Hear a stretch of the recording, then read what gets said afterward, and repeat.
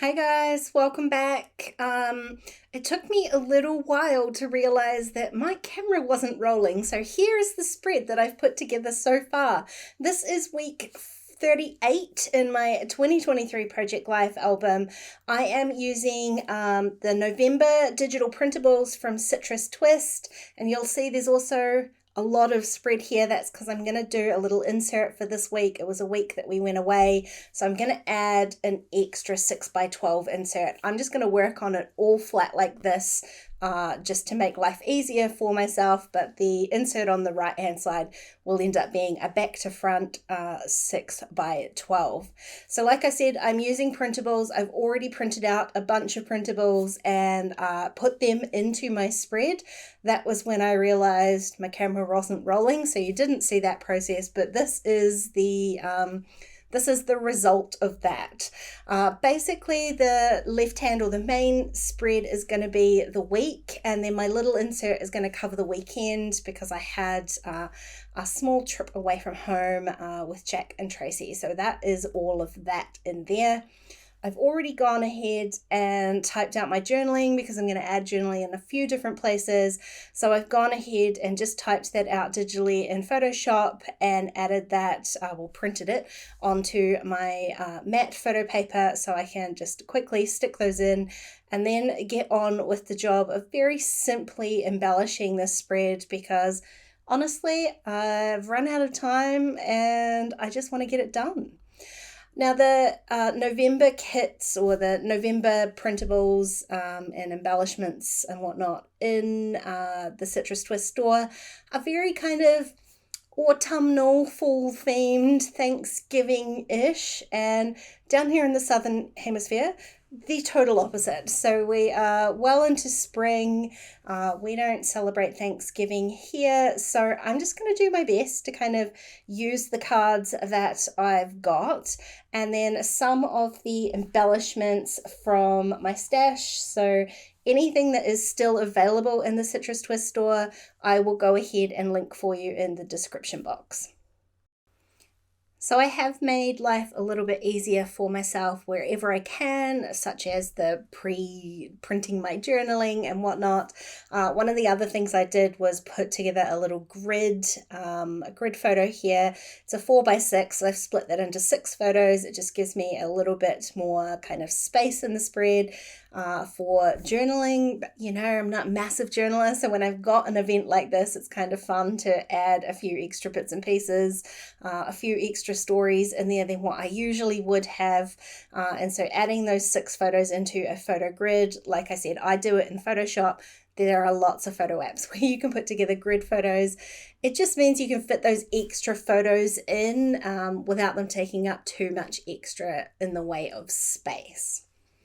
Now the first photo I added onto a 4x6, my only large square photo there. I think that card was probably designed as more of a title card. It had like a pre-printed kind of white label in the middle of it. That didn't really fit where I need it to be. So I ended up covering that up with just a paper tag that I had in my stash. And I'm going to end up stamping or adding some stickers or something onto there, something to make that a little bit more of kind of a focal point. I did pull out this puffy sticker set. I love it. I think this is the second time I've used this particular sticker set. I just really love the kind of style of it. I love the colors. I'm going for lots of colors this week. There's no color scheme involved here at all, apart from all the colors. That's how I feel when I finally emerge out of winter and hit spring. So I think to start off with, I'm kind of just going through and seeing how many of these stickers I can actually use. It would make me really happy to just add a sticker onto every card and be done. They don't necessarily always work out like that, but this one I did manage to use a fair few puffy stickers on here. Some of them against my journaling, some of them adding onto photos, and for the first time ever, I think I've used 2 of those kind of vertical stickers. I tend to mostly put any kind of stickers really horizontally, and I've never worked out how to use those vertical stickers effectively, and I managed to use 2 this week, so I am super stoked about that. Couldn't necessarily use a puffy sticker on every photo, so I am adding a couple of these tiny word stickers as well. They're kind of, I don't know, they're fun, these ones. Some of them are a little bit snarky, you know, they're just kind of cute wee sayings, but not necessarily like best day ever-ish. So this was kind of fun, especially to add onto my insert there where we had a very opinionated 4-year-old with us. So I think those sentiments worked nicely for that. I just like the kind of pop of gold that it has on there, and it's kind of a neutral, like it's a navy blue charcoal grey-ish color. It doesn't add too much extra in the way of color. It's not fighting anything else in here. Now, as far as my title card goes, I wanted to repeat that tag element. So just to give a little bit of consistency, like why is there a tag on one of the cards? I like to repeat those kind of elements. So I'm adding one onto my title card, and the advantage of that is it gives me somewhere to stamp as well. So I am using this all-in-one kind of stamp set. I really do love it. It's got the word week in there. Obviously, there's a set of numbers. You can use them for all sorts of things. Time, temperature, day. I mean, there's all sorts of little words in there. Anything you want to mark with a measurement of some sort. I'm measuring weeks, so I used week 38, and then it just looked a little bit plain, like it looked like it needed something else.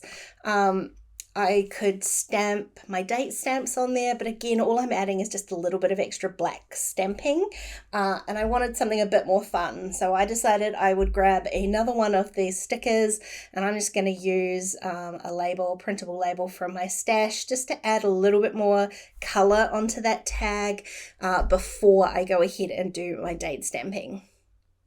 I think that because the rest of the spread and the insert is very basic, like at most I'm talking a card, a photo, and a sticker, just adding a little bit extra, I guess you could call it a cluster, the world's most simple cluster of elements on this title card kind of balances out the rest of the busyness in here.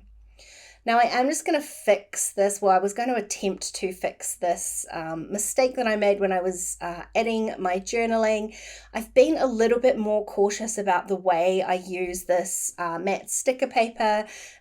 It went through my printer a little bit awkwardly last time because I've been cutting little bits and pieces off it as I go, and it really did cause some issues.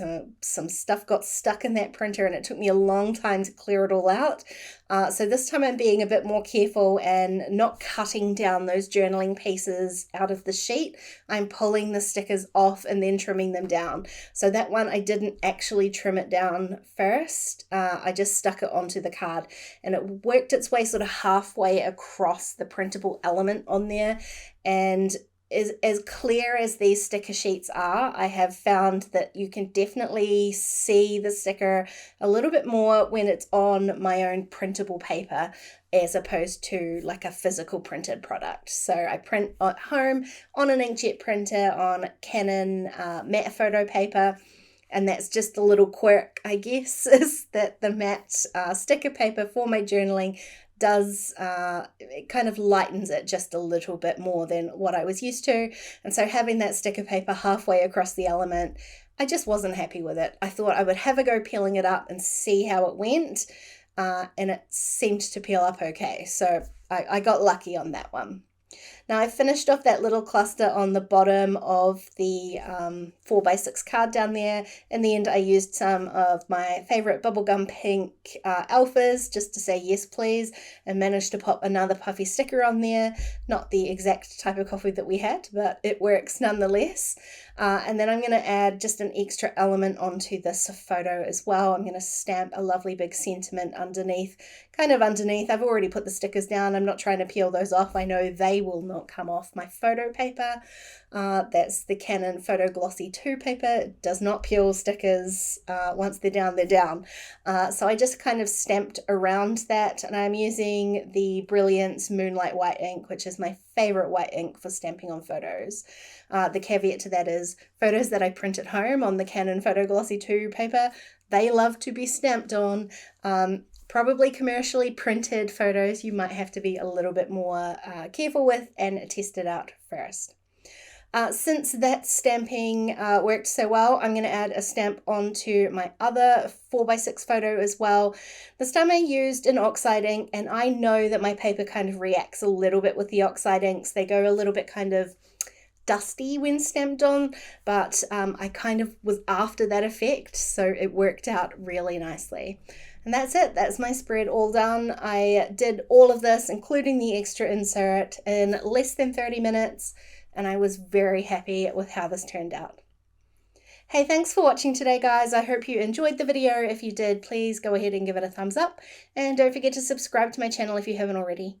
If you want to keep watching, I'm going to leave a couple of videos on screen. Otherwise, I'll see you again really soon. Bye!